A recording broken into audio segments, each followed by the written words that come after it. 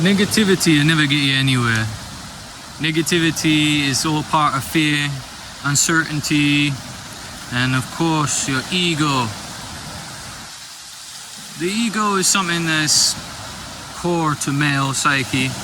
We have to feel like we're doing something with our lives, you know? So if you completely lose your ego, if you have ego death, many trippers experience it, you know, when you get there and you lose your ego, you might lose your drive. So looking at the ego of where it come from, is it an ego in the sense of, do you want to really help other people? Or do you just want to be successful so you can sit on a big stack of cash? Because the two is really a very different thing. One is extremely blessed. You want to help other people and not really thinking about what the rewards will be. You just want to help because you can see that you can be useful. You can use your time on earth. You can use your time in this life. And on the other hand is how you can help yourself, which is very self-absorbed. But there's a balance of that. How can you help your family? You need to create sustenance for them. It's the responsibility of a man. And that's why I mean the male and the female is of quite a different psyche. You see, a male is a creator. The woman is the receiver, also a creator. But she is the fertile soil that we plant our seed in, if you understand the metaphor. Now, when you think about it, if you're a gardener or you've never grown anything, try and make it accessible for all. When you plant your seed, you know, it has to have fertile soil for it to grow in and be nurtured. And that's feminine energy. Females are able to nurture, to care in a way that, you know, all of us as fathers, we do the same. We nurture as well. It's a different kind of love. It's a different role that we fulfill. We provide sustenance. We're more in the sense of pragmatic, you know, whereas men can see through problems and see a way to a solution. Women can see it in the end.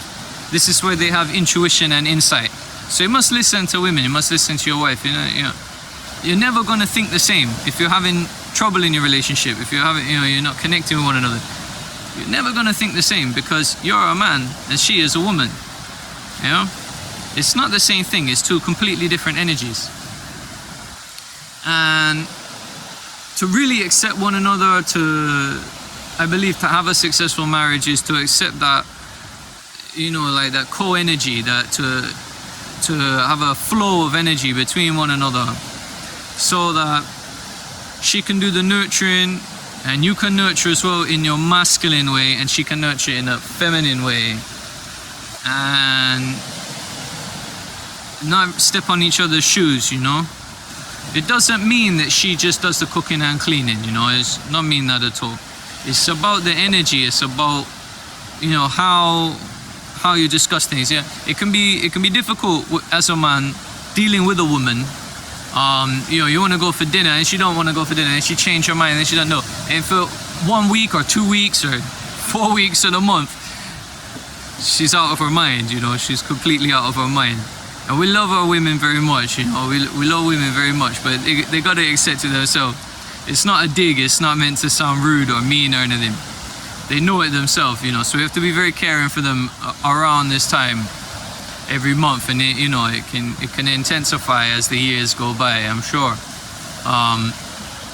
So yeah, we plant our seed as men, we produce, we create in that sense. We're creative, like, you know, we make furniture, we build houses, we make software. We come up with engineering stuff, you know, we engineer and mechanics. Whatever. Not saying that women can't do it, but men are predisposed to that. Women, on the other hand, are more predisposed to nurturing the fullness of it and the wellness of it. That's why it is a different conversation. And when you accept that, and I think as well for women, when they accept that, you know, because feminism in these things is very confusing. It leads them to a very confusing place, so that they need to do everything. You don't need to do everything, you know? Craziness. You don't need to do everything to be a woman. You need to do what you're good at, and men need to do what they're good at, and then you will find happiness. You'll find the synergy, and love with each one another. Love is giving, right? To define it, love is to give, continually give and give and give and give and give. To be generous. to give loving kindness, to be kind, to listen, to take the time, to have patience, perseverance, to not give up, to not scorn, to be accepting, to know that everyone is intelligent in their own way. They might not see it the same way as you. It doesn't mean they're stupid. It doesn't mean they're foolish, you know. Even if they did genuinely do a foolish act, it's not a place to scorn, because you learn from your mistakes. You pull your hand back from the fire when it gets burnt. You know, there's no way you're going to know the whole thing in the end. Although women do seem to come across like they know the whole thing in the end. And that is purely because their brain, it works different to a man's brain. You know? It's not wired up the same. So you can't change your wife. She's just being her way. You can't change your girlfriend, you know, your partner. You can't change her the way that she's being. She's just being herself. She may be what you feel like disorganized. And so it's your job as a man to organize, right? That's where the two pieces of the puzzle connect. That's where it comes together. And this whole talk of, you know, like opposites attract, it's not true. Similarities attract. It's just there's two energies. There's male and female energy. So it can feel like opposites are attracting. No, that's magnets. For humans, similarities attract. The thing that you are, the thing that you need, the Creator knows what you need, what will complete you. And when you complete one another, yeah, you complement one another. So you'll find that actually you have an awful lot in common, so much in common. And finding that way that it can benefit one another, you know, like maybe you're very good at cooking, maybe she's very good at cooking, but you're very good at cleaning, or maybe you're not good at either, you're just good at doing something that can put the food on the table. Or maybe she's good at doing something that can put the food on the table and you're better at, you know, laying the table, you know what I mean?